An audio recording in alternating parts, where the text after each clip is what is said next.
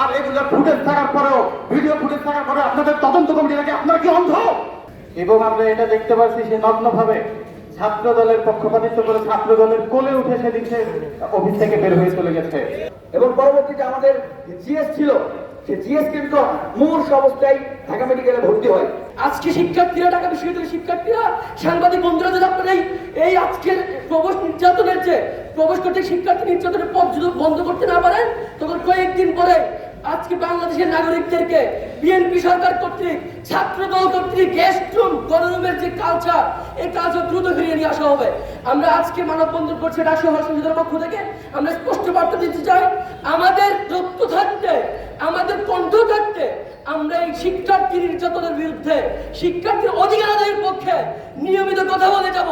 এবং যতদিন পর্যন্ত শিক্ষার্থীদের অধিকার হরণ করা হবে, ততদিন কাউকে শান্তিতে থাকতে দিব না। আমরা ডাকসু এবং হল সংসদ থেকে শুধুমাত্র ফুটেজ চাওয়া হয়েছিল। ফুটেজ দিতে আসলে তদন্ত কমিটি কেন লাগবে? ফুটেজ দিতে তো 3 দিনের তদন্ত কমিটি লাগে না। তো ওনারা কি কারণে ফুটেজ লুকাতে চাচ্ছে? ফুটেজ যদি ওই প্রভুষ অভিযুক্ত না হয়, তাহলে ফুটেজ দেওয়াটাই আসলে সমাধান ছিল। যে ফুটেজে দেখা যেত সে আসলে অভিযুক্ত কিনা, বা অভিযোগ আনা সেই শিক্ষার্থী কতটুকু সঠিক। তারা ফুটেজ লুকিয়ে আসলে এটাই প্রমাণ করেছে যে সেই প্রভুষ অভিযুক্ত। এবং যেহেতু অভিযুক্ত প্রভুষ এবং সে একজন ছাত্রকে মানসিকভাবে নির্যাতন করেছে এবং এমনকি তার অভিভাবক পর্যন্ত হুমকি দিয়েছে, তার আসলে শুধু প্রভুষকে থাকার সে শুধু প্রভুষ পদ হারাবে না, তার বরং শিক্ষকতার পদটাই আসলে হারানোর নৈতিক দাবি এখন। সে বিশ্ববিদ্যালয়ের সকল ধরনের দায়িত্ব থেকে তাকে অব্যাহতি দিতে হবে, শুধু প্রভুষ পদ থেকে না। আমরা শান্তিপূর্ণভাবে শুধুমাত্র সিসিটিভির ফুটেজ দেখতে চেয়েছিলাম, কিন্তু আমরা দেখেছি যে আমাদের যে প্রশাসন আছে, সেই প্রশাসন তারা সিসিটিভির ফুটেজ তো দেখতেই দেয় নাই, বরঞ্চ ছাত্র দলের ভাড়াটে গুন্ডারা আমাদের শিক্ষার্থীদের উপরে নির্মমভাবে হামলা করে। এবং পরবর্তীতে আমাদের জিএস ছিল, সে জিএস কিন্তু মূর্ষ অবস্থায় ঢাকা মেডিকেলে ভর্তি হয়। এবং একইভাবে তারা এই কর্মকাণ্ডের মাধ্যমে প্রমাণ করে দিয়েছে যে এখানে আমাদের হল প্রভোস্টের আসলেই দোষ আছে। এবং পরবর্তীতে আমরা দেখলাম যে যুগান্তরের একটি সাক্ষাৎকারে সে নিজের মুখে স্বীকার করেছে যে আমি কর্মচারীকে দিয়ে তার ফোন কেড়ে নিয়ে তার রেকর্ডিং ডিলিট করিয়েছি। এই প্রভোস্ট এই ঘটনা নিজের মুখে স্বীকার করার পরেই তার হচ্ছে আর প্রভোস্ট পদে বহাল থাকার কোনো অধিকার নাই। হল সংসদে অভিযোগ জানায় এবং সে যখন ফেসবুক ঘটনাটি পোস্ট করে, স্বভাবতই শিক্ষার্থীদের মধ্যে ক্ষোভ ছড়িয়ে পড়ে এবং ওই হলের শিক্ষার্থীরা একযোগে ওই নিপীড়ক প্রভোস্টের পর্দায় গালি করে। তো শিক্ষার্থীদের ভোটে নির্বাচিত হল সংসদ শিক্ষার্থীদের যৌক্তিক দাবির সাথে সম্মতি প্রকাশ করে তারা ওই শিক্ষকের বিরুদ্ধে আন্দোলনের ডাক দেয় এবং ওই সময়কার ঘটনার সিসিটিভি ফুটেজ প্রকাশ করার দাবি জানায়। এবং ঢাকা বিশ্ববিদ্যালয় কেন্দ্রীয় ছাত্র সংসদ ডাকসু আমরা আমাদের একটা জায়গা থেকে সেখানে এনগেজ করি।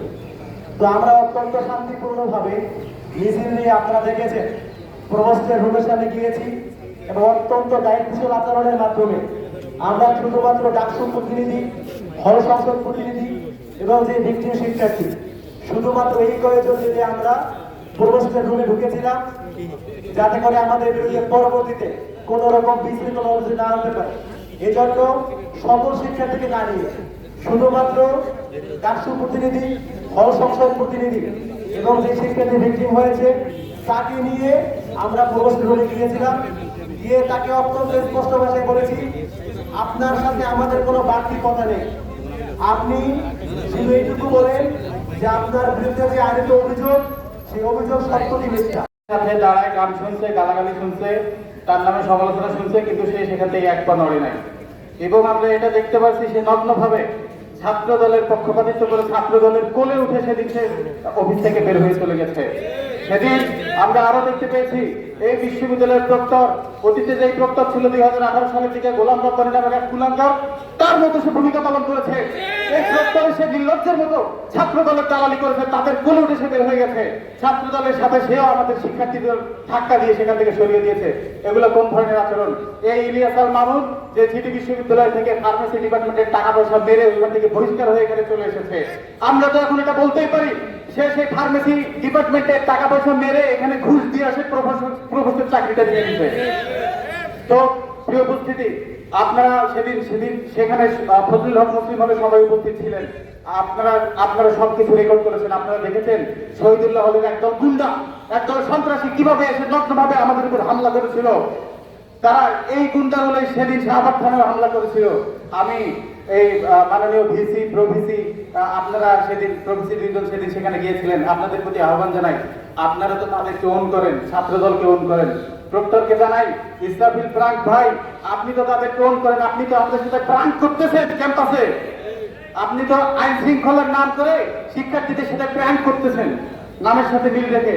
তো আমি আপনাদেরকে বলতে চাই, এই যে ছেলেগুলা আমাদের অনেক জুনিয়র, একজন হল সংসদের ভিপিকে এসে গালাগালি করতেছে, তারে অশ্লীল অঙ্গভঙ্গি করতেছে, তারে অশ্লীল ভাষায় গালাগালি করতেছে, সিনিয়র জুনিয়র কোনো তাদের মধ্যে কোনো মান মর্যাদা নাই। তো আমি আপনাদেরকে বলি, তারা যে এভাবে সে হামলা করছে, আমার তো মনে হয় কোনো সুস্থ স্বাভাবিক মানুষের পক্ষে তো এরকম করা সম্ভব না। যতই আমার সাথে মতের বিরোধিতা থাকুক, আমি আমার সিনিয়রের সাথে কখনোই বেয়াদবি করবো না। তো এরা তো অসুস্থ, আমার তো মনে হয়েছে এরা ট্র্যাক, এরা নেশাখোর। আপনারা এদেরকে একটু যত্ন করেন, আপনারা এদেরকে একটু এদের প্রতি একটু যত্নশীল হন। আপনারা এদেরকে রিহাবে পাঠান, সন্ত্রাস বিরোধী রিহাবে পাঠান, মাদক বিরোধী রিহাবে পাঠান, এদের ডোপ টেস্ট করেন, এদেরকে কাউন্সেলিং করেন, এদেরকে মানসিকভাবে কাউন্সেলিং করেন। এরা মানসিকভাবে অসুস্থ।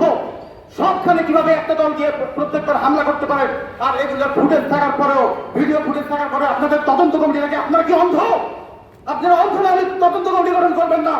যেখানে স্পষ্ট ক্যামেরায় দেখা যাচ্ছে ওই জুনায়েদ আবরার নামে সন্ত্রাসী, এই সন্ত্রাসী এসে সবার উপরে হামলা করছে। আপনাদের চোখ অন্ধ না হইলে তো আপনারা তদন্ত কমিটি গঠন করতে চাইতেন না। দেখাই যাচ্ছে আপনারা অভিযোগ নেন না, আপনারা তাদের কোলে উঠে অফিস থেকে বের হয়েছেন। আপনাদের জন্য লজ্জা। ইউএফটি ফার্স্টের সাথে ট্রেড করুন যে কোনো জায়গা থেকে।